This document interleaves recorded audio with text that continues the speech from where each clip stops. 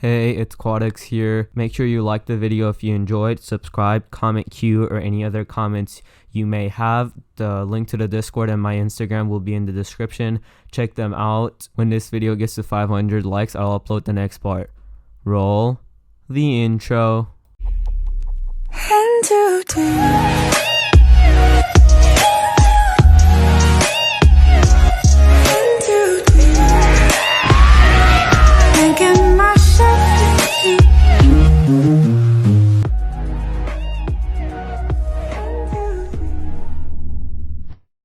Chapter 1. An Unexpected Ceiling.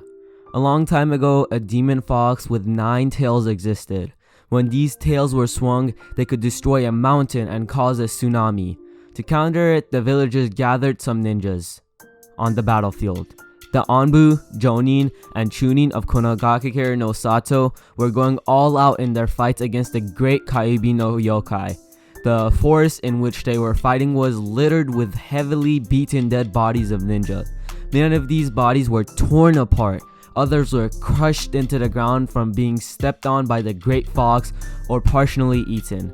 Amongst the many casualties were men, women, and children who weren't shinobis, and this was to continue if the Kaibi wasn't stopped. "We have to hold it off until the Yandame arrives," yelled on the injured Jonin before he charged back into the fighting the QB. "Don't let it get closer to the village," yelled another injured Jonin, kneeling down to catch his breath before he also charged back into action. Moments later, a giant reddish-brown toad known as Gamabunta was seen making its way through the forest towards the great red 9-tailed fox. With the most familiar blonde-haired shinobi dressed and geared like a jonin standing on its head, wearing a white trench coat with flame designs on the bottom of the coat. This shinobi presence was a sight for sore eyes to everyone who saw him, except the Kaibi. Is it Kyubi or Kaibi? I don't know. This shinobi was Namikaze Minato, also known as Yandame Hokage. The great 9-tailed fox growled viciously as he stared straight at the Yandame. Seeing the fox in rage, the Yandame began performing a series of complex hand seals, beginning the process of sealing the fox away. The Kaibi dashed at Gamabunta in an attempt to kill the Yandame. Seconds before the Kaibi reached the Yandame, however, a brilliant light of white light blanked the forest, blinding all who were there. After several moments, the bright light died out, returning sight to everyone. Kyubi no Kitsune, Gamabunta, and Yandame were nowhere to be seen. The fighting was over, and Kaibi was finally defeated. But at what cost? Meanwhile, Sarutobi Hiruzen, also known as Sandame Hokage, was in an undisclosed chamber with a crying newborn infant by resting on a cushion on the ground with candles ceremonial arranged around him. 3 Anbu were also present with Sarutobi. Hiruzen suddenly sensed a very strong chakra making its way towards the baby.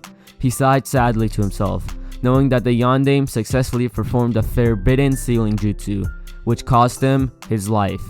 The chakra suddenly burst in the chamber and made its way into the baby's stomach. Seeing this chakra, however, alarmed Hiruzen. The chakra being infused into the baby wasn't red as anticipated. Instead, this very strong chakra was blue, and it gave off a most familiar aura. With a flash, the blue chakra was completely infused into the baby boy, thus completing the sealing. The baby was still crying with a seal on his belly, glowing in a majestic blue glow. Hiruzen hurried over to the baby and saw that an most unexpected event had taken place. "Oh my," the shocked Hiruzen spoke quietly. "This was most unexpected. How could this have even happened?" One of the Anbu stormed into the chamber and went over to Hiruzen. "Sandame-sama, QB is gone and so is the Yandame Hokage. The sealing was a success, yes?" Hiruzen sighed to himself and spoke. "Yes, it was a success. However, the Kaibi wasn't the one that was sealed into Naruto." The revelation greatly alarmed the Anbu who were present. "Sandame-sama, you mean that the Kaibi is still out there?" "I don't know what became of Kaibi. However, I know that what became of the Yandame." The Anbu waited anxiously for Sarutobi's answer. He was sealed away into his own sun. A week later, Sarutobi Hiruzen, the reinstated Sandaime Hokage, was sitting in his office with reports from all of the Anbu, Jonin, and Chunin who gave their detailed reports about the events of the Kyuubi attack. The casualties of the attack were catastrophic, and the body count and searches for missing people were still in progress. Many lost their lives that night, from men, women, and children, and many of Konoha's best shinobis. Many were left as orphans, widows, or widowers. The physical, mental, and emotional damages done to Konoha left countless traumatized. Some homeless because their homes were destroyed, others without families, and everyone grief-stricken from the horrific event that befell them for reasons unknown. Still, they had to move on with their lives, or what was left of it, and look to a hopefully better future. As Hiruzen continued with his paperwork, he turned his attention to the now sleeping Naruto, who was resting peacefully in his crib. He sighed in wonder about how Yandaime Hokage ended up being sealed inside his own son with a jutsu that was meant to seal and imprison the Kaibi no Yoko into Naruto. He had no idea what could have transpired seconds before the Kenjutsu went into effect. But if anything was certain, Kyuubi was gone, and there have been no reports about the Great Fox's presence anywhere, much to everyone's relief. Getting off his chair, Sandaime went over to the sleeping baby, looking down at the blonde-haired child in wonder as he wondered to himself, "Yandaime, exactly what happened during your fight with the Kyuubi? How did it end up that you were sealed away? And what became of the nine-tailed monstrosity?" Sarutobi continued to look down at the child in wonder as he recalled what happened a few hours after the Kyuubi's defeat. Flashback, a week ago. It's been 2 hours since Kyuubi's defeat, and the aftermath was taking its effects on the people. Meanwhile, Sandaime was in the meeting chambers with all the advisors and clan leaders. The Anbu were in the undisclosed chamber earlier with Hiruzen were also present and standing guard. Naruto was currently sleeping quietly in Sandaime's arms.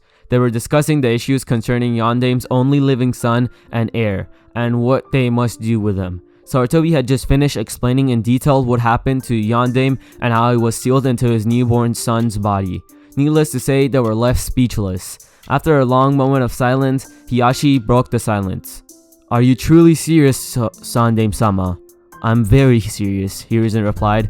The Kenjutsu Yandaime performed was meant to seal Kyuubi into Naruto and ultimately claim Yandaime's life for performing the Kenjutsu.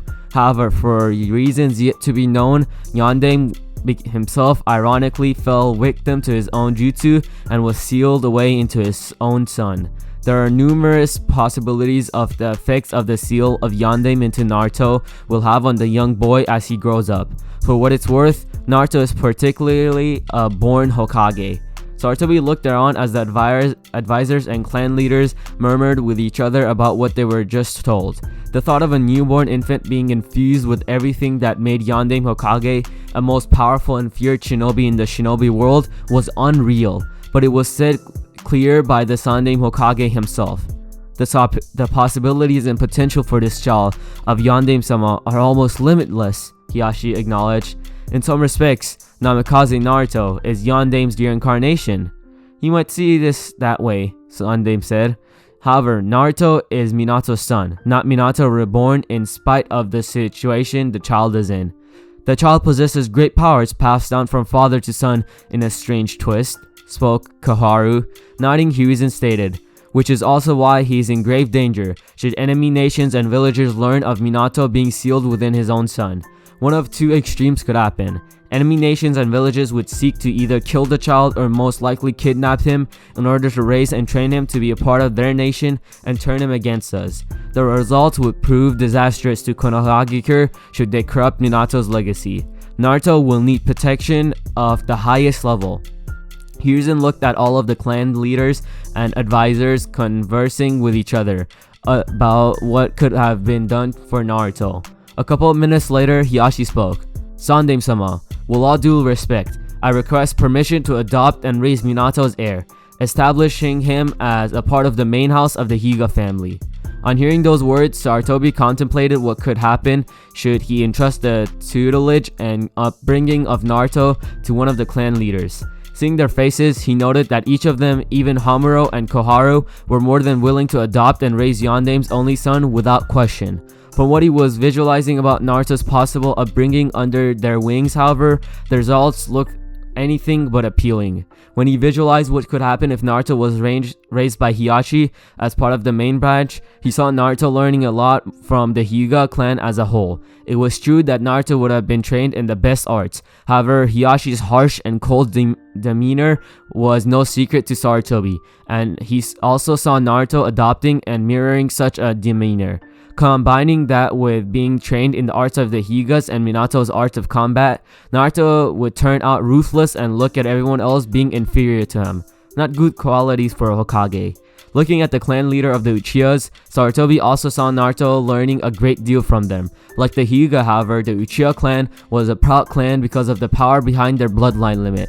And because of their arrogancy, he saw Naruto having fierce rivalries with Uchiha prodigies and seeking to prove who would become out as the dominant figure, especially since Naruto didn't possess their bloodline limit or anyone else's for that matter. With the Nara clan, he saw Naruto becoming a more strategic and deadlier killer since the Nara clan was known for being very skilled and efficient in tactics and battle strategies, especially with their ability to manipulate their shadows. After a long mental deliberation, Hiruzen said, "I honestly appreciate your open-minded thoughtfulness in being willing to adopt the child, Hiyashi. However, I must respectfully decline the offer." Hiyashi's eyes widened upon hearing this and spoke. "Sandame-sama, Naruto possesses great potential to become one of Konoha's strongest shinobis, and with him under my tutelage, he would become one of the strongest prodigies and Hokages ever produced by Konoha. I acknowledge your good intentions for the child, Hiyashi, and for anyone else here who is willing to take the responsibilities of taking Naruto under their wings." Sandame sighed and continued, "However, Naruto needs balance in his life. He's already been infused with a powerful Hokage whose knowledge, wisdom, stamina, and abilities will possibly be absorbed into the child in a gradual process as he grows up, no doubt. Because of this, he will need someone to balance him. For the best intentions of the child, I'll dispatch one of the Anbu here to locate someone of my choosing to raise and teach Minato's heir." Hiyashi reluctantly remained silent. Now wasn't the time to argue with the reinstated Hokage, especially everything that transpired before and after the Kaibi's attack. "Are we to inform the villagers about Yandame's surviving heir?" asked Hamuro. "No," Hiruzen replied firmly, with no hint of hesitation in his voice. "Should the people learn that Namikaze Naruto is Minato's only son, chances of Naruto being spoiled and pampered by the villagers would be unquestionably high. The child would grow up to be ungrateful and show little appreciation for the things given to him. The results, however, would be the opposite should he learn to earn what's rightfully his, then simply hand his inheritance over to him. Plus, you have to remember that Minato has made a lot of enemies in many lands, villages, and possibly other countries. As I mentioned before, should enemy villagers learn of Yandame having an heir infused with Minato's himself, the results would prove disastrous for both the child and the entire village of Konoha." Everyone in the chamber allowed Sandame's wisely chosen words to be absorbed as they thought about what he said. "For this reason," Hiruzen continued, "the child's name will be changed. He will adopt the maiden name of his mother as Minato instructed before his battle with the Kaibi. His new name will be Uzumaki Naruto. Everyone will be told that Minato and his entire family had died as a result of the Kyuubi's attack. When Naruto grows up and reach a level of maturity that I see appropriate with the ability to look after himself, he will be given everything that belongs to his family, and with the truth about his heritage being publicly explained to the people." Everyone present nodded their heads in understanding. Hiruzen remained silent momentarily as he allowed everyone to let his words sink in their minds, which, with a more serious and firm tone, Hiruzen continued. "Until that time, no one here is to take any mention to anyone outside the council regarding the truth about Naruto's true heritage without my or Naruto's consent. If these words of mine are not honored, that act will be regarded as treason, and the punishment will be severe. This is my law as the reinstated Hokage." The Anbu clan leaders and advisors knew not to take Sandame's words lightly, especially if they didn't want to incur his wrath. End of flashback. Sarutobi sighed as he thought about what happened after the meeting. Flashback, a week ago. Hiruzen, 3 hours after the meeting with the advisors and clan leaders, had called a grand assembly of everyone in Konoha. Many in attendance could only wonder what Hiruzen had to tell them in regards to Kyuubi no Yoko's attack and defeat. Many murmuring were circulating around the assembly until Sandame appeared on the roof of Hokage Tower, calling everyone to attention. The people immediately crowded after seeing Sandame Hokage take the stage. "People of Konogakure no Sato," Sandame addressed everyone. "As you all are well aware, a great monster known as Kyuubi no Yokai have attacked our village for reasons unknown to us. Sadly, many of our people and shinobis have lost their lives battling Kyuubi, and many parts of our village has been left to ruins. It grieves me deeply that such a terrible event of such evil have befell us." Hiruzen paused for a moment as he looked over at everyone in the audience. Taking a breath, he continued. "Kyuubi would have continued its rampage had it not been for the sacrifice made by Yandame Hokage, who vanished and died moments after defeating Kyuubi no Yoko. It also grieves me to inform all of you that Yandame's honorable wife, Namikaze Kushina, also died during the attack." Again, Sandame paused as he looked at the faces of everyone who was there. He knew everyone loved his successor Yandame and his wife Kushina, and Sandame was no exception. The villagers knew his wife was pregnant and were really looking forward to the birth of Yandame's child with high expectations. Although it's true that Minato's wife died, however, it grieved them that he had to make everyone believe that both Minato and his child were dead, but it was for Naruto's own protection. Hiruzen continued. "Yes, the loss of Minato and his family is indeed a great loss, and with all those who lost their lives in the tragic night, but their deaths were not in vain. Minato and all of the brave shinobis and citizens of Konogakure who died gave their lives to protect the village and everyone they held dear to them. Their death, therefore, were honorable and ought to be commemorated. In spite of all that has happened here on this night, the fact that the village is still in existence testifies to the shining will of fire that burns in all of us. A fire that will not go out in the shadows of the night by enemy forces. Tonight's event have proven this truth to all of us. Although we can never bring back the lives of those who were lost in the battle, however, we can honor their sacrifices and losses by rebuilding Konogakure no Sato for a brighter tomorrow. In this way, the next generation of Konoha and all future generations to follow will learn for the greatest things that their people and ancestors have done for them and their village, and proudly carried their spirits and fiery will of the village." The villagers all burst into applause after hearing Sandame's words to them. Needless to say, the people took all that he said to heart. End of flashback. Sarutobi snapped out of his thoughts when a knock came from the door. "Yes, you can come in." The door opened, revealing a masked Anbu standing at the door. "Sandame-sama," the Anbu spoke as he bowed in respects. "The one whom you have sent for has arrived." Hiruzen nodded his head to the Anbu, giving him permission to allow the visitor to enter his office.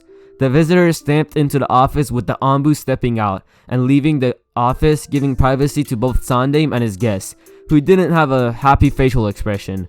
Sandame knew that this meeting wasn't going to be a smooth sailing one. Hey, I started doing short videos. It's like little under minute videos. I went for like more comedic what ifs and I guess videos. It only works on mobile, but I would really appreciate it if you guys check it out. They're pretty funny and entertaining. If you have extra time, I would really appreciate it if you watch them like over and over again. But if not, just watching them once, liking and commenting is plenty. Thank you all for watching, and I'll see you all in the next part. Be on the lookout for the person who is adopting Naruto, because it's a very interesting person to say the least. If you want to see the next part and this series to be one of the main series that gets uploaded every day, get this to 500 likes. I'll see you all in the next part. Bye. On it, a bitch who was on the move, but you on a goddamn late. Got that one in my bed and she just wanna sleep. Fucking up all of the sheets. She only wake up to eat. Do this shit every week. Like, why you do that? crying, you wanna be great, but sleeping until the next day. Why you do that? Got that much in the bank. We go out, she